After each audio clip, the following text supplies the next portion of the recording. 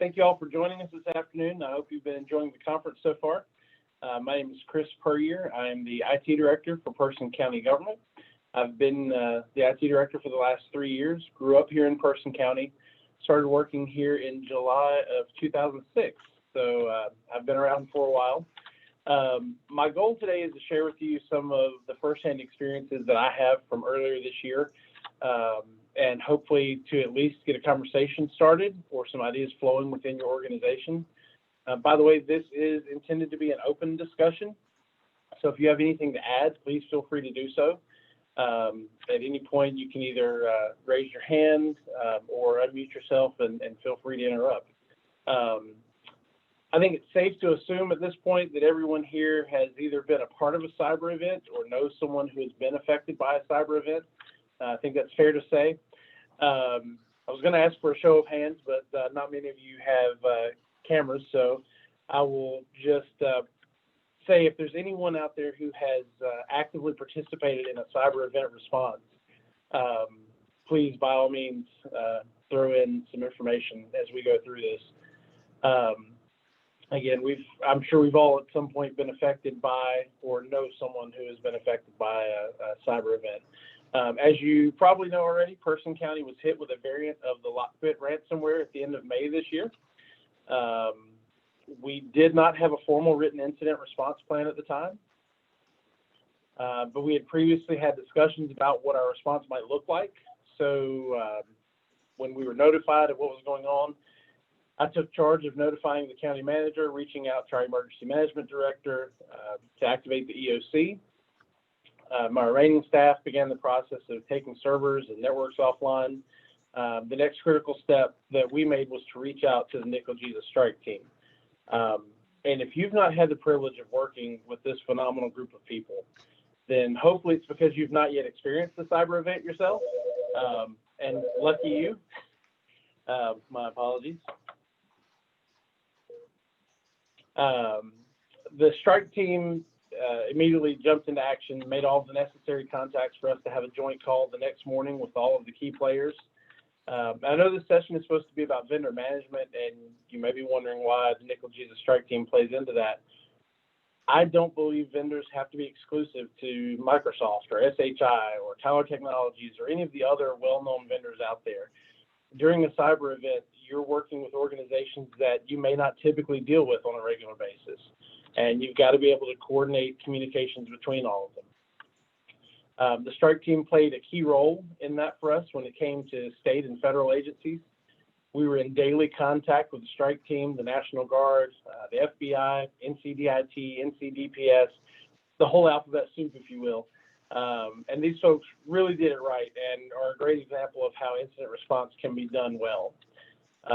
So on the side of things that didn't necessarily go so well, I've got a couple of key points that we certainly experienced and kind of wish we hadn't, but they're growing pains, and hopefully it will be the only cyber event we ever go through, although that seems to not be the case with the way the world is going these days. The first big one was it was important to know what was best for our organization and to stand our ground when something didn't seem right. One of the issues we ran into early on was that one of our vendors basically refused to assist us with any recovery efforts until we agreed to purchase a security product from them. We went back and forth with them for a couple of weeks before they finally agreed that requiring us to purchase an additional product from them just to restore the original one was ridiculous. I even mentioned on the call to them that we already had one ransomware product on our network and we didn't need another from them. So the moral of that particular story is don't let a vendor bully you into purchasing something that you don't need.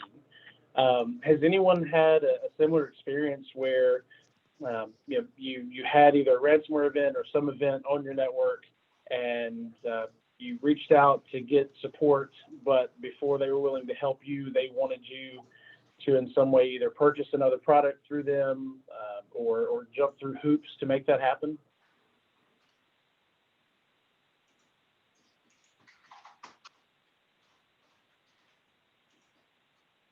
We had an issue. Right. We had an issue one time with a backup software vendor that when we started having difficulties retrieving. It was maybe about 4 years ago when our EMS file share got hit with crypto locker, and they had a crypto locker on one of the machines at the EMS, at one of the EMS bases, and it encrypted the whole file share. And we were trying to recover from a backup.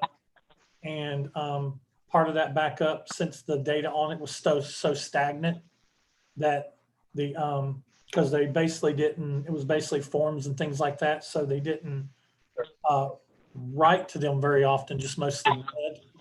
And so due to the way the backup software was working, it had actually offboarded that backup to the Amazon cloud, and it actually had made its way into what they call it, deep freeze or whatever it is that they call it.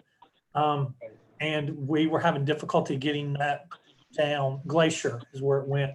We were having difficulty getting it down, and they basically wanted us to pay a fee to assist us to get the information down because of it being the type of event that it was. And so what did that eventually take for you guys to get that back? Did you end up having to pay, or do you have to get the attorney involved? How'd that end up? We didn't pay them. We did a quick Google search and found out that there was a tool that we could buy for like $35, and we could pull those things down from Glacier locally. And then we kind of got a little creative in that backup software and backup environment, and pointed one of the data paths to where we backed it up to. It was about a 36-hour session, getting it down from Glacier, which comes down very slow, and then getting a very large share for fire marshals, EMS, moved back over.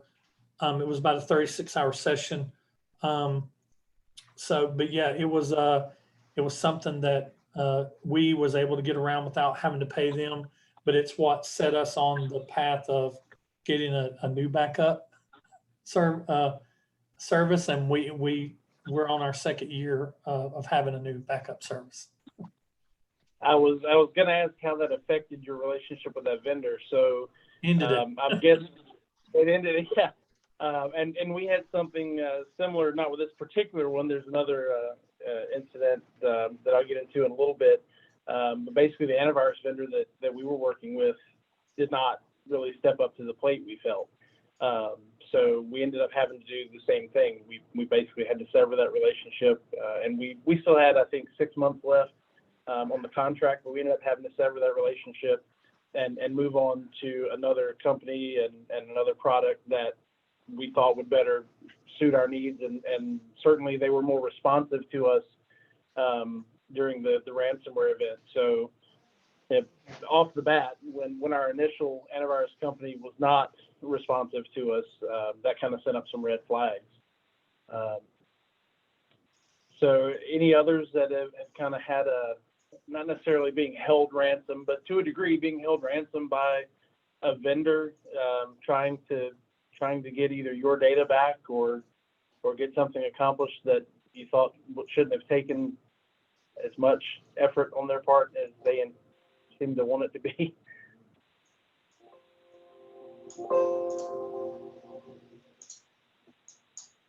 All right. So kind of along the same lines I was talking about with standing your ground, we had backing from management and elected officials to basically do whatever was necessary to bring our services back online. But that meant we had money suddenly appear out of nowhere, and that just doesn't happen in county government, right? So just because we had the money, though, didn't mean we needed to spend all of it. Vendors know that in events like this, typically insurance is going to foot the bill, or at least most of it. So they may try to sell you a product that you don't need. Take your time to assess if what they're telling you is what's best for your organization and your environment. We found that sometimes that wasn't the case. It wasn't what was best for us, and it was more just fluff into our budget, so to speak, because we were in a panic mode of what to do about this ransomware event. So it really took stepping back and taking the time to assess the actual product and the situation. So I would definitely just recommend that. Don't take that panic mode as you have to do something right now. It's still okay to take time and make sure you're doing your due diligence to do what's best for your organization. And kind of along those same lines, have expectations of your vendors and hold them to those expectations. Right? A cyber event is really when your vendor should shine. They should be offering within reason any assistance possible. And we had some of those, and we had some who did not. I mentioned our antivirus vendor a little earlier. They did not, in our opinion, step up to the plate during our cyber event. We reached out to them for assistance in determining patient zero to help make sure the threat was identified and contained. But all they were really willing to do was review our configuration for best practices. So that really disappointed us and actually cost them our business, as we were talking about earlier. We ended up switching antivirus vendors in the middle of our event, which, not the easiest thing to do, but considering we were touching every machine anyway, it seemed like the right time. But a lot of management involved in that. But we just didn't feel supported by the one that we had, and so we had to cut those ties. I also mentioned we had a vendor that was trying to force us into buying an unnecessary product. One of the few things you can control during a cyber event, very few, is your response, right? If a vendor isn't responding the way you feel is best for your organization or not at all, don't be afraid to go up the chain or even cut them loose if you have to. For the most part, you're paying for these services, and you should fight for your organization to be a priority. And that's another reason that I absolutely love the NCLGISA strike team. If you don't know where to find a resource or you're having issues, call Shannon or Randy or Maria Thompson with DIT or Tom McGrath with DPS. They've been through so many of these events that they have contacts almost anywhere you could think of. We were sitting here on a Saturday, and we had some issues getting some phone lines transferred over. Because our phone system was down, so we were transferring lines over to cell phones temporarily, and we were just not having any luck with ITS or DIT, which I know you guys have never had any issues with the phone folks at DIT, but we were having some issues there, and Shannon happened to make a contact, and I don't even remember who it was, but Shannon made the contact, and in 45 minutes the lines were all transferred over, and we were good to go. So never feel like you're on your own if you've not been through one of these events. That team is there for you, and if you have been through one of these events, I hope you've used them. If you did not, in the future, if it happens to you again, by all means, they are phenomenal. I may have mentioned insurance company a little bit previously about how we interfaced or how vendors assume that they're going to pay some items, but the insurance company is a vendor too, right? Their goal really seems to be not to pay or to pay as little as possible. So one of the things we learned from that was get with them as soon as you can to find out what they need from you and from your vendors to be able to move your claim forward. We found that certain verbiage is expected in order for an invoice to be approved. There's certain words they don't like and certain words they do. So make sure you know what documentation is required to speed up the process of receiving those payments. We did find that our particular insurance company, which I think is Sedgwick, prefers to do the entire claim process and then pay out a lump sum at the end. Our finance department and attorney had to kind of fight for that. They wanted, or we preferred on the county government side, we preferred to get those payments as a trickle down, I guess, so to speak, as they were approved. We wanted to go ahead and start receiving those to start putting those funds back into the accounts because these are not cheap events, if you're not aware. I think the last report I did to the commissioners, which was about a month ago, we were somewhere around $600,000 into this event, or a little better. So certainly insurance company, not something you may would think of as a vendor, but definitely get with them, find out what's required of you, and what their expectations are so that you can get the most out of that. Kind of along those same lines, anytime you can get them to agree to a purchase before it's made is certainly a plus, right? We ended up funding the purchase of some new immutable storage through our event. All we really had to do was justify the solution by explaining how it would help decrease future claims if we had another ransomware event, and they were sold on that. So, if there's anything you've got questions about that's going to be a high purchase or high price purchase like that, certainly by all means, you can reach out to them. Ours responded pretty quickly. I want to say it was within a day or two, and just said, yeah, okay, tell me why we should spend this money now. And just giving them the explanation of, look, in the future, this immutable storage could save us countless hours for restoration if something were to happen again. So that was pretty big. Kind of talking about what expectations are. One of the topics I wanted to kind of cover was, when is the last time you reviewed your service contracts to make sure that your expectations of what would happen during a cyber event or something like this are covered? I will tell you, we had not. It wasn't even something I would have thought of. It actually came up during the event when one of the vendors responded that they weren't going to do something, and we had to go back and look at the contract and found out they weren't obligated to perform whatever it was we requested. And our attorney agreed that from here on out, we need to add certain things into our contract with any vendors, especially any software as a service vendor or something like that, to make sure that timelines are met or expectations are met or things like that. So is there anyone who has done any contract modification like that or has reviewed those contracts and used specific language for a cyber event or anything like that to make sure that you are covered by your vendors in the event something like that happens?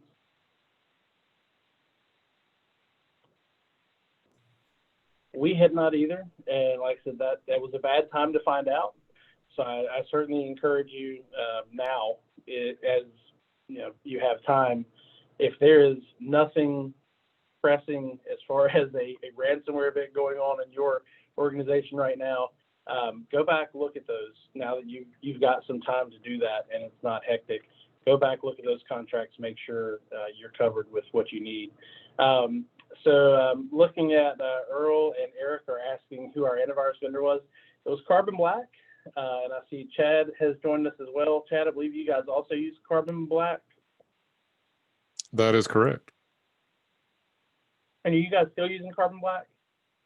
We are. We've kicked tires on a couple of other things. Matter of fact, I've downloaded CrowdStrike and was tinkering around with it. For one reason, I got my advanced AV thing tomorrow, but I'm also tinkering with it for real. So, so far we've been happy with Carbon Black. Other than your incident, that was a little bit of a black eye for it, or maybe a lot of a black eye. I do know we have tweaked some things since then in light of that, but so far we are still on the platform. And I don't think it's a bad product, right? I mean, we kind of talked about that when the strike team was here.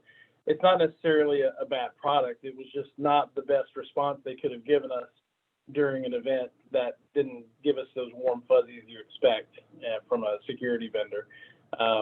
And Earl and Eric, just to reference your most recent comments, we also moved to SentinelOne. So that's the product that we went to outside when we left. When we left Carbon Black, we went to SentinelOne. I will say Carbon Black, somewhat difficult to get off of machines. If there's any issue at all with the way it is registered or if it's disconnected in any way, I'll replace somewhat with extremely.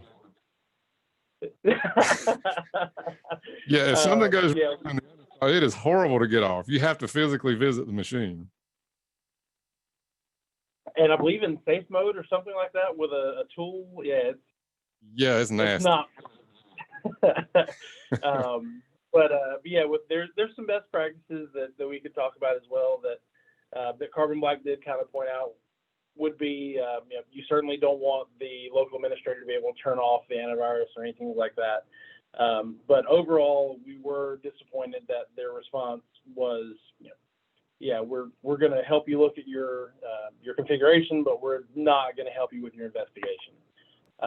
So just throwing that out there for anybody who's using Carbon Black or interested. SentinelOne has been phenomenal. We do use the Windows firewall control inside of that to manage some of our east-west traffic, so to speak.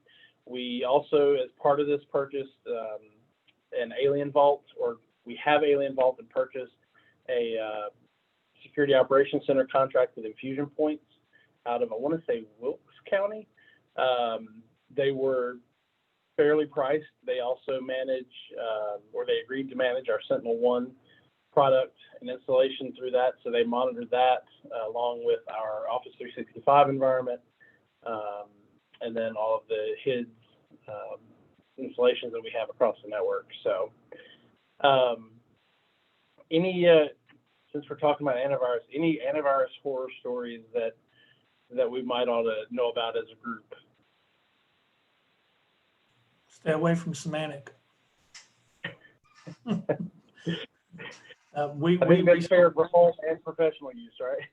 We recently changed over back in May from Symantec to AMP, and we've been pleased. And we started using Umbrella as a DNS filter, and we've been pleased. And the next thing that we're on our punch list is a SIM of some sort, and possibly a vendor to monitor that for us, because we have no security people on staff, and that's the next big thing for us that we need. You asked a question earlier about circling around of have we altered any contracts? Because the only thing that we did, we went for a backup solution, we went from Commvault to Datto. Commvault is who we had our horror story with, and we've been to Datto, and IT Partners is our supplier for that, and they've been great. And the one thing that we basically really had the attorney look over, we had our attorney look over it, and we looked over it. The thing we got really stickler about it with them was that they are there for us, that Commvault and that IT Partners and Datto both are there for us if we have an issue. And the only thing, and it was just standard. I mean, if you look at it, it was just standard. The only thing that they would not accept responsibility for, IT Partners or Commvault, is loss of data from the appliance or loss of data from the cloud, because they can't be responsible. And that's understandable. You can't, if we have a loss of data, they can't be responsible for that, but they can be responsible for, and will be responsible for, getting us back up as quickly as possible if we got to spin up an appliance from a cloud backup. And one thing that I like about their cloud backup is they have unlimited snapshot retention, and that their cloud backups in 2 different locations with a 30-day deletion, between the two of them. Yeah. Like a 30-day deletion delay between the two of them. So, and they monitor, the system monitors for malware, monitors for large changes. And so, we basically had that conversation with them, is when we do have an issue, if we need you guys there to help us recover things, and, are you going to be there for us? And it was a resounding yes. Just with the only thing that is out of our control is if you have data loss. That's out of our control. So. And the sad part is that it takes an event like this, or like what you had, where you have some backups that you need to recover from, for us to realize the contracts that we have are not sufficient for our current needs, right? So, you don't find out until the event, oh, they're not going to help me with this, or I don't have support in this way. And I'm sure you were paying for support, right? You just didn't get that particular piece of the support that you were looking for. So yeah, that's certainly a conversation that I think we should all have is, lay your expectations out there and say, this is what I expect to happen in the event XYZ happens, or if we have a failure or a ransomware event or whatever, we expect 24/7 support, or, we'd like someone on site or whatever it takes.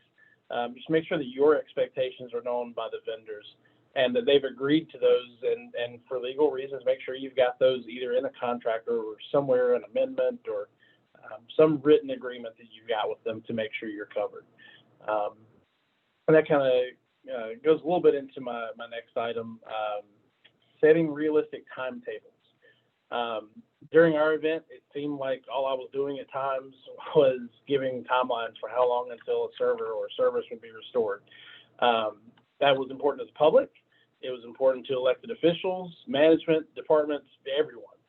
So vendors should be able to give you a realistic timetable for when they can provide whatever resource they're providing, because if you're being expected to provide it, and I promise you will be, there's no reason they cannot supply you with that same expectation or timeline. And we did have to hold some folks through, hold them to some timetables they had given us. We did have a bit of an issue with Microsoft at one point. We found out that going GCC tenant versus the regular tenant takes a little longer than anticipated. And that wasn't originally brought up or discussed. So we ended up working with Scott Sample, I believe. And he kind of escalated that up. It still took a decent amount of time, but it was much faster than if we hadn't had someone from Microsoft on our side kind of fighting for us. So that was important. We utilized Logically, which is formerly Carolina's IT. They're actually a vendor here at the conference, heavily throughout our event. They assisted with staff augmentation, some system remediation, even rebuilding some of our systems. They had some engineers that were on site to assist with certain things. We have a department of 8, just for everyone out there who's wondering. There are 8 of us in the department, including myself. There are 3 help desk techs, a sysadmin, a network admin, an administrative assistant, and then who am I missing? Our web developer DBA. So it's not a large department. We have about 1,500 devices or so that we support, about 600 users, 650 users overall. We also do the city of Roxborough, so we've got Person County government and the city of Roxborough that we support there. So we had some utility stuff we had to deal with throughout all this. Tyler Technologies is our financial vendor. We had to deal with them on the county side as well as the city side. We didn't have a massive amount of staff that we could just throw at this. And with COVID going on at the same time, it was really just the perfect 2020 storm, right? Because we can't seem to get out of that. So we brought in some staff augmentation through Carolina's IT to assist with some stuff, or through Logically, sorry, to assist with some stuff. Every little piece from when the augmentation staff should arrive to what order to bring systems back online was meticulously managed. We went through and basically gave them at a week at a time what we needed for the following week. And we did that to be sure that every dollar we spent was spent correctly, that we weren't wasting people's time by having them sit there and not have something to do. For instance, it was useless to bring augmentation staff on site until we had the situation under control and our own staff were able to help lead them, right? That's a huge thing. If you're bringing in augmentation staff, you've got to be able to tell them what your expectations are, what you need them to do. They don't know your environment. So having your own staff available to assist them, even though they're really there to help you, you still got to lead them. So that was pretty big. Bringing in data entry clerks until the systems are up that they're going to be putting data in, that was kind of pointless. So we had to kind of work that out as certain servers and whatnot came online. Certain services are the foundation for other services, right? For instance, Compass, which is a software that we use at our social services department, requires Laserfiche. Well, Laserfiche, uses Active Directory, and Active Directory was down. We had to rebuild it, and all the objects in Active Directory had to be re-imported. So timing each of those restorations and coordinating conversations between the vendors that were involved was important, because each action hinged on another. So again, just making sure those timetables are upheld, that there's a reasonable expectation. Certainly don't throw yourself out there with something unreasonable, like we're going to be up in 10 days, because that's just going to make people angry when you're not. But having reasonable expectations and having those expectations of the vendors is reasonable by all means, and should be out there. So just kind of go over some of those again. Not being afraid to stand up to your vendors, knowing what's best for your organization, and fighting for what's best for you, making sure you are their priority, because you're paying these folks, right? So make sure they are there for you. Voice your concerns if they're not meeting your expectations. If there's something that you expect them to do, or that they've contracted to do, or whatever, and they're not fulfilling that, know how to get that information up the chain, or what it's going to take to get out of that contract or whatnot, because with everything else going on, pulling you in so many different directions at that time during an event like what we had, you just don't have time to waste. So make sure your expectations are out there, and that you voice those concerns if they're not meeting them as quickly as possible. And as we were talking about earlier, Brant, just cut them loose if you've got to, like we did with our AV vendor. Communicate your needs to everyone clearly, right? Your commissioners, your council, whoever. Communicate your needs to them, to your vendors, what your expectations are for, how long this event is anticipated to go, what resources you may need so they can be prepping for those. For instance, the augmentation staff took us 2 weeks to get those on site because they had to move schedules around. So we were 2 weeks out prior to that, thinking about, okay, when are we going to be ready to bring these folks on site? So all that planning there, and then setting the realistic timetables for when you expect things to happen, making sure they happen in that timeline, and making sure that all those little pieces kind of fit together. I've got a couple of questions that I'd like to throw out, but before I go into some of those, does anybody have any questions for me, or how our event played out, or anything about it? I will answer anything my attorney allows me to.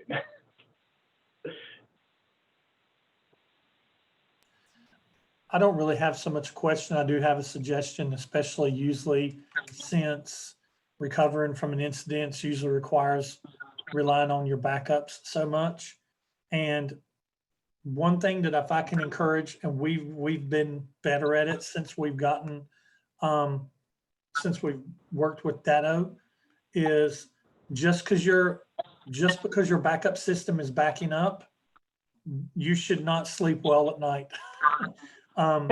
Test your backups, and Datto has like all kinds of different restores. Like if I click on their thing right here, they have a restore.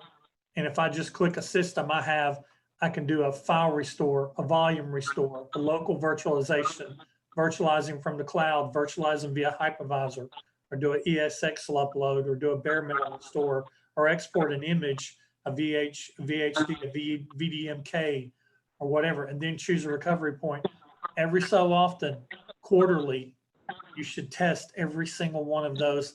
It always seems we restore files because you always have a user that deletes something from a file share or something, and sometimes maybe even restoring a volume, but spin them up every once in a while, because one of the things we realized is our servers are actually on like four different VLANs, depending on the data center they're in. But the data is in one VLAN in one data center, so it actually lives on one VLAN. And what we found out was we could back up servers from all these different data stores.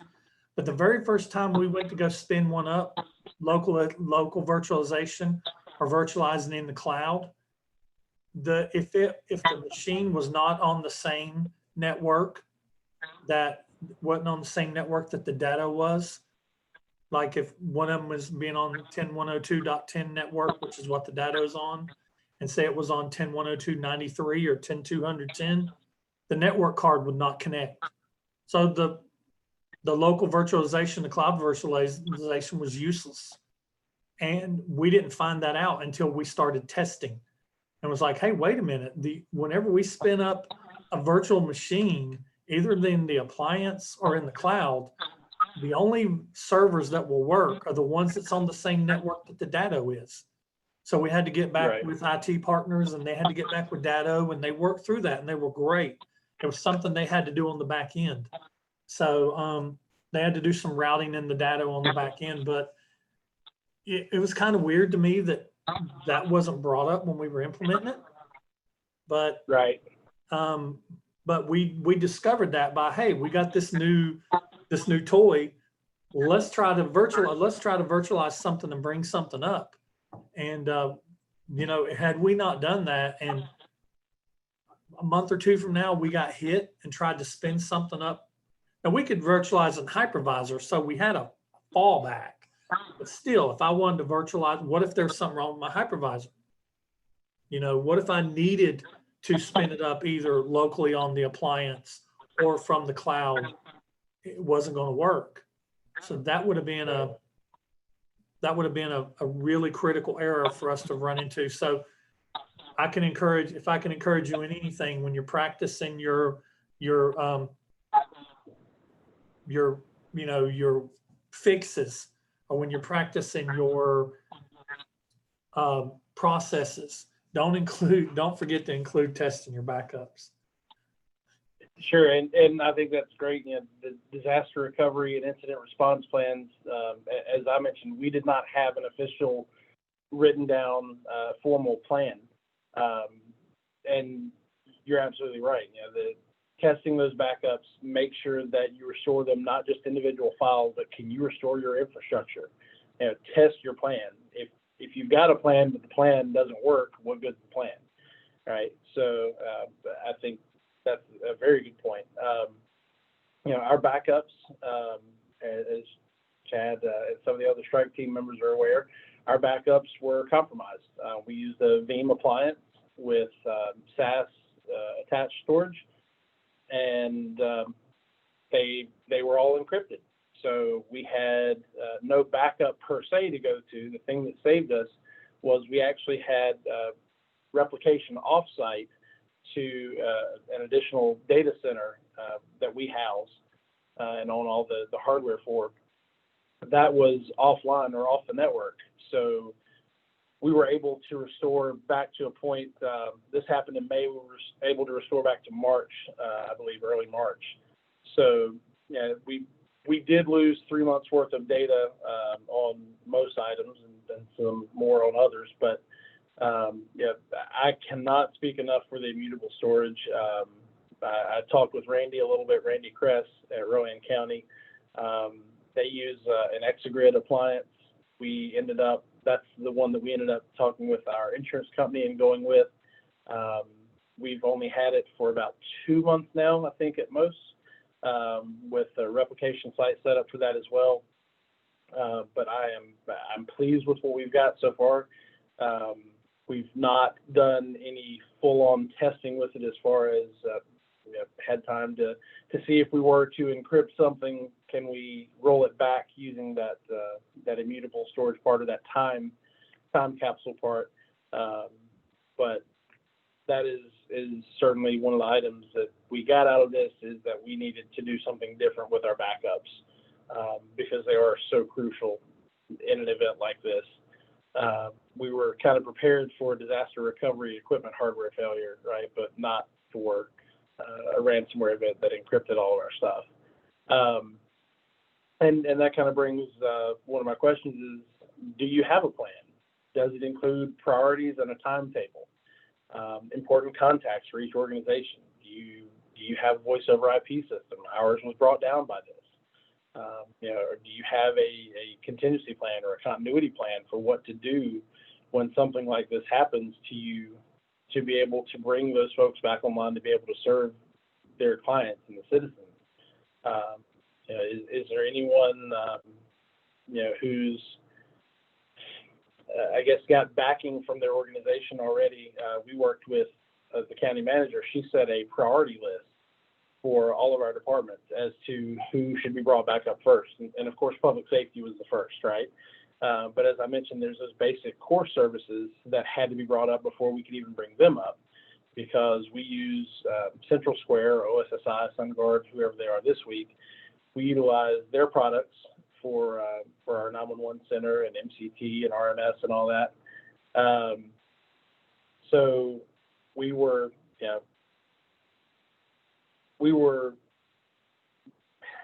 I guess privileged that our county manager was able to step up and put out that priority list of this is the order this is going to happen in.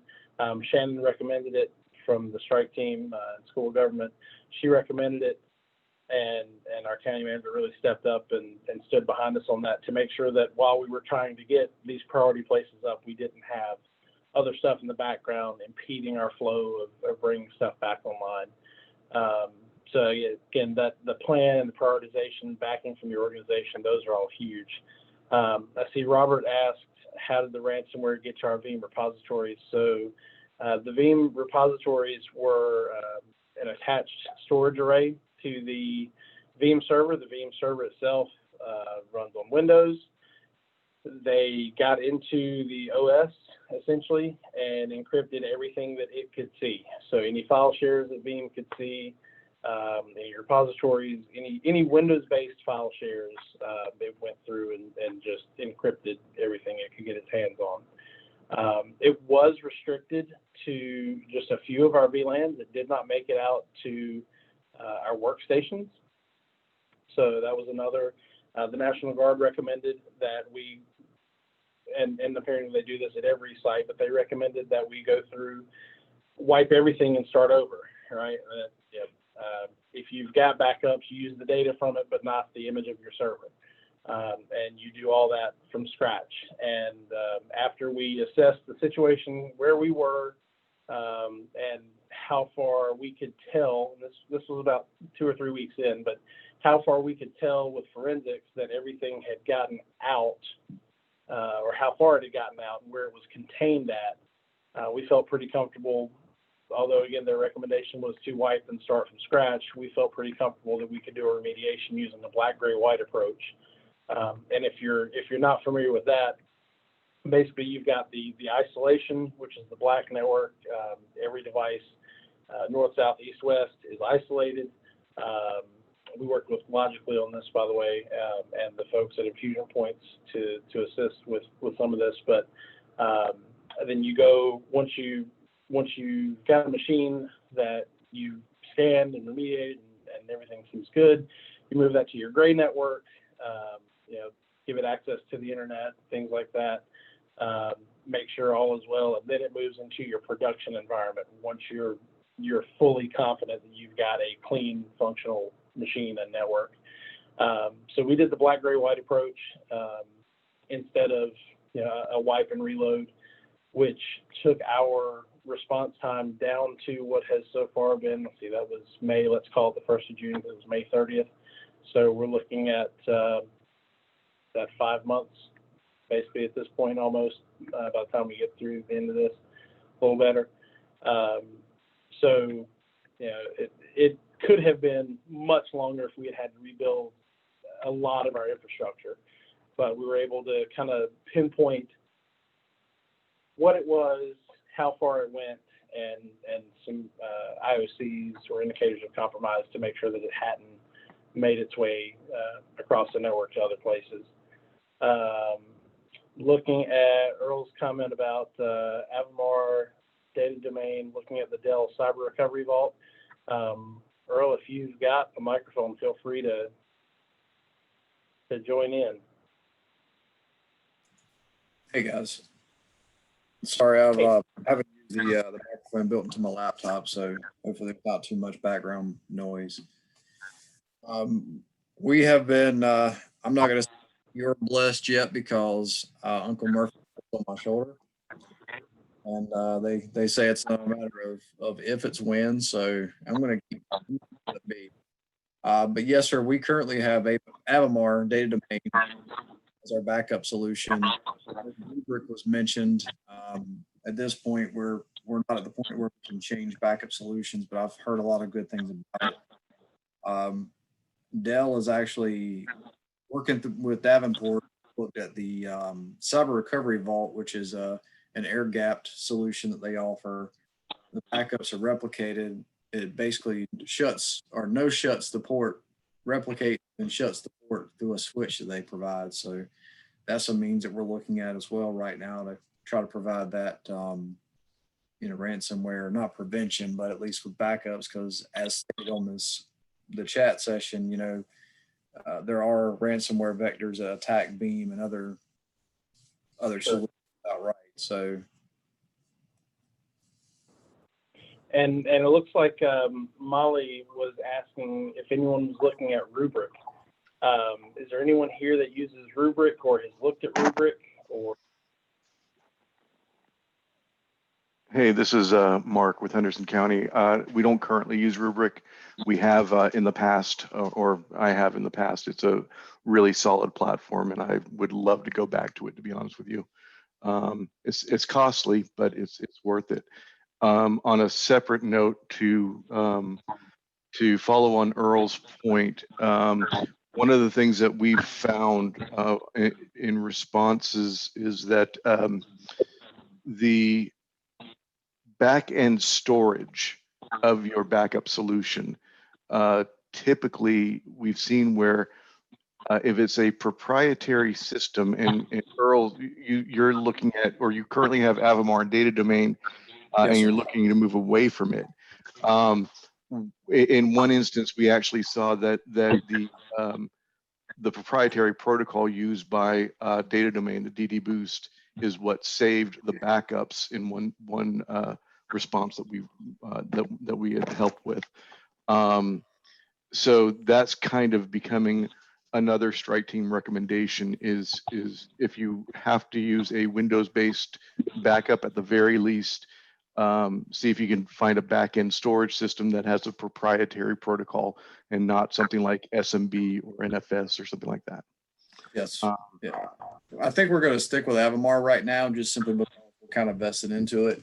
Yeah. But we're trying to add an additional thing where basically Davenport takes one of our existing data domains and turns it to a cyber recovery vault that has a firewall and a switch.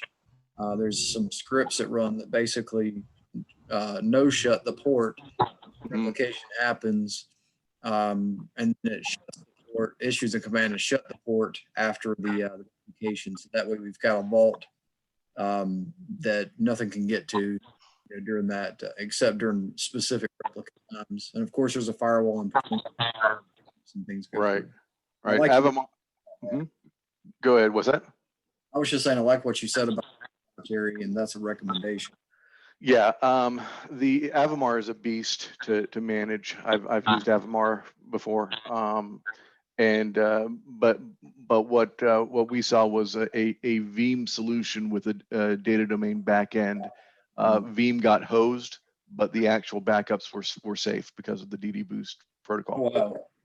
This is Brad in Pitt County. I'll just follow up with some of that. What Mark was saying. We use Rubric here. We were a previous customer of Avamar and data domain. Some of the issues that we had there was the dual support model. So we were looking for a hyper-converged like the Rubric solution. So far, so good.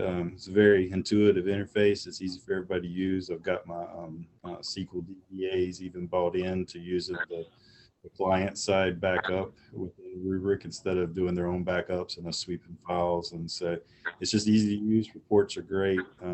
Been asked for a couple throughout the county for auditing purposes within their own departments when they got to turn in regulation information. But it's a slick to use. We've had a couple issues that we've had to go through. Support has been awesome. And I think that is that converged component there that I don't have to deal with the storage vendor basically, and then an applications team on top of that. But we looked at Veeam and using some type of other storage behind Veeam, possibly using our data domain, possibly using a NetApp type storage behind it. But we went with the Rubric because of the simplicity. It was pretty slick to use, and so we've been really happy with it. I think along the lines of what Mark's suggesting there, he'd go back if he could. It's good to hear. I mean, because we're on a lease right now, and we've still got about 2 more years with this equipment, and we're going to be looking at. I'm going to be looking at Rubric at the time, at least to consider it, and hopefully even out 2 years. I can't imagine what they want to accomplish and add to it, but I've heard nothing but good things about their support. The APIs on the backside encoding with PowerShell, where you can extract information outside the interface, is really nice too. Wow. And pretty much customize everything you want to do. We do team it with S3 storage right now for our archiving purposes, but so I've learned here there are a couple different things in the verbiage. Is that we were looking at it as replication out into the S3 cloud, but really, I mean, it's archive for them. That's what that function is. Replication would be more like an on-site box or an on-site another storage target. But it still works for the same method, but the mechanisms that they have in place to get it up to the cloud and how they reconsolidate backups and assure that you have a good chain that's out in the cloud, it adds some overhead that we've had a little bit of difficulty with bandwidth getting it up there. But I think the majority of governments, just like us, we're moving more bandwidth in today's world anyway with the virtual environment of meetings and other things we're doing online. Has anyone curious about spinning workloads up in the cloud to test or whatnot? Is anyone actually backing up their Tyler Technologies, if you're a Munis shop, any of their Tyler Technology servers in the cloud? And have you actually brought those up, rehydrated them in the cloud to see if they actually function? Because I know we've got multiple Tyler Technology related items, and it seems like they need 5 servers to do one thing. So, and everything is, of course, integrated as far as all the hooks and everything connected back to databases and whatnot. Has anyone actually tried that? That was kind of a big question that came out of a conversation we had yesterday. So Earl is Brad again. With the Rubric solution, they have a native interface for the conversion of the Amazon machines. Mm-hmm. You don't have to have any extra storage. It's not like another bucket that you have to store it in. It comes directly from the backups from what I'm learning, but we're just in that phase of learning right now. So going back to our sales team originally there and talking to them about some of that information and how we might get started on doing a test just to see if we could spin up something in the cloud. I mean, ultimately, if that's an advantage we have based off of how we're putting those products together, I'd like to see. And I also want to just give a shout out to everybody here too. If you are looking at a Rubric solution, Insight is the vendor that we work with to provision that after initially kicking it off with Rubric Direct and Ryan Basham. And we had a good experience with Insight and their support model to help us get what we need a little bit faster on the support side. Brad, keep me posted on that, the cloud initiative thing that you're trying to do too. I'd be curious. I will. Yeah, it looks like Robert's got a comment. He's using Veeam for now as well, keeping 2 copies on premise, offloading 1 to S3 encrypted. So we, under the direction of some folks on the strike team, we ended up taking our SAS storage and moving it over to a Linux box off of direct attached to the Veeam box. We moved it over to a Linux box with an SSH connection between the two. And after some discussions on that, we're comfortable that that's a better solution than we had, but I also agree that we are looking at some cloud storage. And it seems like S3 seems to be where a lot of folks are headed. We've got just a few minutes left, about 4 minutes left. If there's anybody who's got anything they'd like to share that's just an absolute home run, if you've got a vendor that you'd recommend that assisted you as part of an incident response or something like that, or if you've got a product that has really helped kind of save the day, like it sounds like the Avamar or the data domain may have done for some folks, as Mark mentioned. I'll open it up for some discussion there. Otherwise, that's all I've got. Thank you all for joining us. I was gonna throw out there, y'all were mentioning the offsite backups, the S3. One thing that we haven't fully implemented at Ryan County, but we've kind of started working on. I don't know exactly what the price is, but MCNC's data center has some really competitive pricing. And so we're looking at putting our offsite stuff there from the Exagrid as the scale out repository for that. So My last bit of advice, whenever we decided we were going to be shopping for a new backup, we looked at a lot of different places. We looked at Dell, we looked at Veeam, we looked at Rubrik, we looked at Datto. A couple of them we weeded out just because they weren't exactly what we felt like was the right thing for us. A couple of them we had to weed out. Because of price, we was really impressed with Dell's price, but with Dell's product, but was not going to be able to get that price tag. It came down to us between Rubrik and Veeam. Between Rubrik and Datto, and what really kind of helped, because we both felt like they would be both a good product for us. What really came down to it was a couple things. The choice between the two was the partner that we had with Datto, which was IT Partners. We felt like they were going to be really good and really responsive, and they have been. And the other thing was we were able to get a 24 terabyte appliance. It's a Linux appliance that has disks in it. We have the ability to add more disks. It's not full, but they gave us Datto gave us a 24 terabyte appliance for free. So that kind of helped seal the deal with us with them. And like I said, it's worked really well for us. I've not run across anybody else yet that's actually using Datto, especially in the state of North Carolina, because they told us that they didn't have many customers here. So I've not run across anybody yet that are using Datto, but it's actually worked really well for us so far. And we've not had a major incident with it yet. So that'll be the proof in the pudding when it comes to that. But yeah, I just want to throw that out there.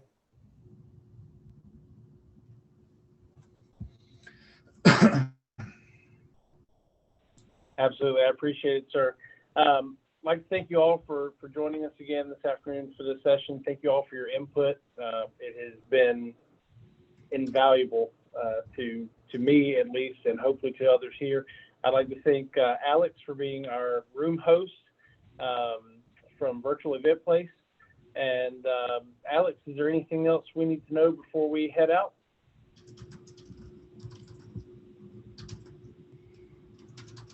I'm going to take that. No, you guys are Alex good. You guys are good. As long as everyone is happy with the session, yeah, we guys are good to go. Perfect. All right. Thank you all for coming out again. Earl, Robert, Dale, Bryce, Brant, everyone else, Brad. Thank you all for joining us. I won't go through the list. I'm sorry. But thank you all and have a great rest of your conference.